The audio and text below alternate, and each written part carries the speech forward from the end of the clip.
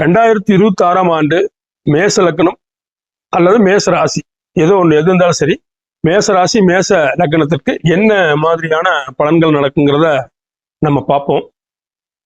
இப்போ இந்த மேச லக்ன யோகரான குரு பகவான் மூணாம் இடத்துல இருக்காரு. இந்த ஆண்டு ஜூன் மாசம் வரைக்கும் அவரு மூணாம் இடத்துல இருக்காரு. அப்போ இந்த மூணாம் இடம் தைரிய வீரிய பராக்கிரமஸ்தானமாகும். இந்த மூணாம் இடம் பாத்தீங்கன்னா முயற்சி ஸ்தானம்.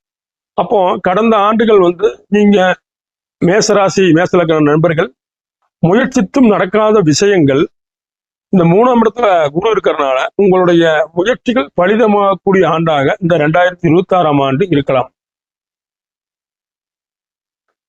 மூணாம் இடம் என்பது மாமனார் ஸ்தானமாகும். அப்போ மாமனார் வழியில் ஏதாவது கொஞ்சம் கசப்பு இருந்ததுன்னா அந்த சங்கடங்கள் நீங்கும்.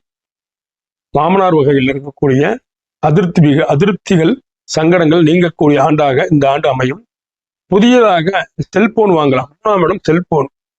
அப்போ புதியதாக சிலருக்கு செல்போன் வாங்கக்கூடிய யோகம் உண்டாகும்.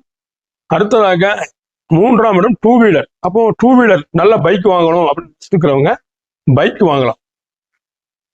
இந்த குரு பகவான் தனுசு ராசியை தன்னுடைய வீட்டை பார்ப்பதால் தந்தையினுடன் இருந்த கருத்து வேறுபாடுகள் நீங்கும். தந்தையுடன் இருந்த அனைத்து கருத்து வேறுபாடுகளும் இந்த ஆண்டு நீங்கக்கூடிய ஆண்டாக அமையும். இந்த குரு பகவான் 11ஆம் இடத்தை பார்ப்பதால் செய்தொழிலில் நல்ல மிகுதியான லாபங்களை எதிர்பார்க்கலாம். 11ஆம் இடம் மூத்த சகோதரத்தை குறிக்கக்கூடிய பாவமாகும். மூத்த சகோதர விஷயங்களில் இருக்கக்கூடிய சங்கடங்கள் நீங்கி மூத்த சகோதர சகோதரிகளால் ஆதாயம் கிடைக்கக்கூடிய லாபம் கிடைக்கக்கூடிய ஆண்டாக இந்த ஆண்டு அமையும். திருமணம் ஆகாதவர்கள் கொஞ்சம் கடின முயற்சி செய்ய வேண்டும். சனி பகவான் குடும்பஸ்தானமான 2ஆம் இடத்தை பார்ப்பதால் கடின முயற்சிக்கு பின் தான் திருமணம் நடைபெறும். ஆக திருமணத்திற்கு காத்திருப்பவர்கள் கொஞ்சம் முயற்சியை தீவிரப்படுத்த வேண்டும். மற்றபடி பொதுவாக பார்க்குமானால் இந்த லக்ன யோகரான நல்ல ஸ்தானங்களை பார்ப்பதால் பெரும்பாலான விஷயங்களில் நன்மையே கிடைக்கும்.